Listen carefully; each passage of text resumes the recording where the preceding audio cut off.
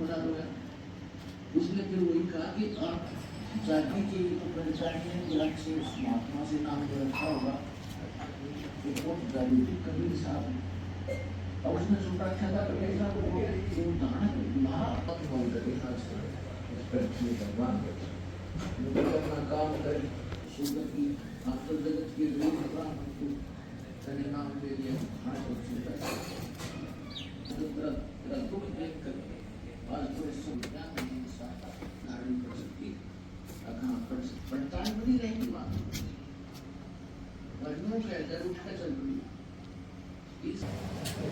अब ये काम भी परमात्मा में करेगा नाती और शारदा को ये मालूम था कि उसके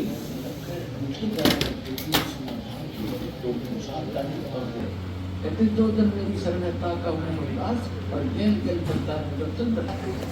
ज्ञान सुने सुने गुनाहों को ग्रहण करना मत करो। लेकिन ये भी परमात्मा है पालक है कोई सा काम आ गया वो भी बहुत बड़ी राम करती थी।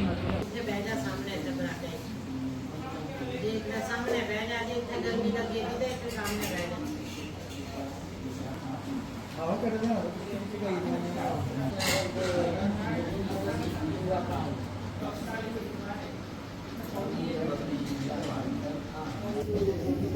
तो उन्होंने बताया कि मेरे गुरु जी कबीर परमेश्वर कबीर साहब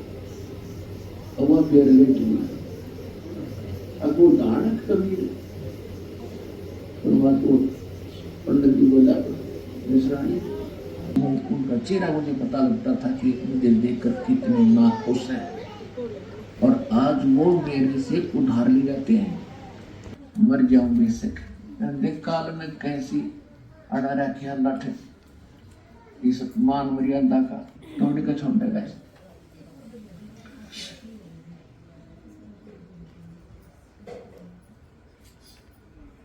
उसी कॉलोनी में जिसमें शारदा रहा करती थी वहां तो उनके पास तो दुखी आया करते सुखी तय राम कृष्ण मंदिर घंटे बजाते खड़े हैं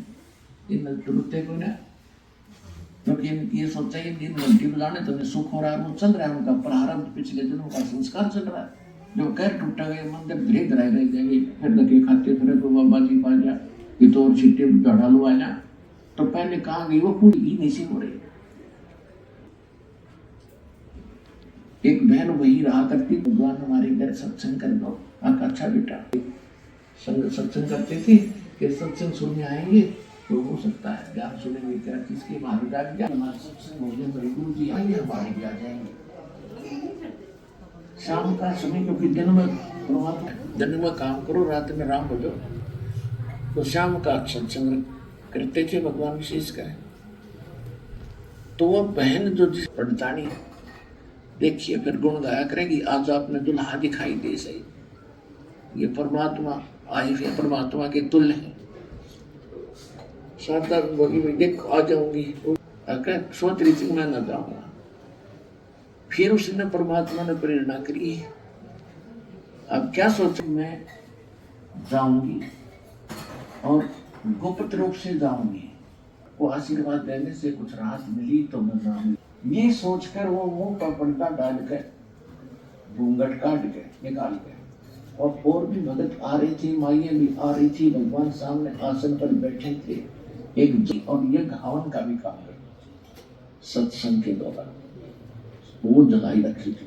टिमटमाता प्रकाश था सब चेहरे दिखे नहीं थे सभी आ रहे माई बहन अलग अलग ग्रहण कर रही थी आज दानक के चरणों टूक रहेगी तेरी इज्जत का नाश हो जाएगा। अब परमात्मा ने जो ही हाथ रखा था उसी समय उसका जैसे टनों वजन हट गया उसे एकदम चरणों में पड़कर रोने लगी बुरी तरह भगवान मेरा तो भूल लग रही थी आध घंटा कहा भाइयों ये तो सच में मैं तो यूं सोच कर आई थी परीक्षा लूंगी इसकी हर तरह का आराम हो जाता है।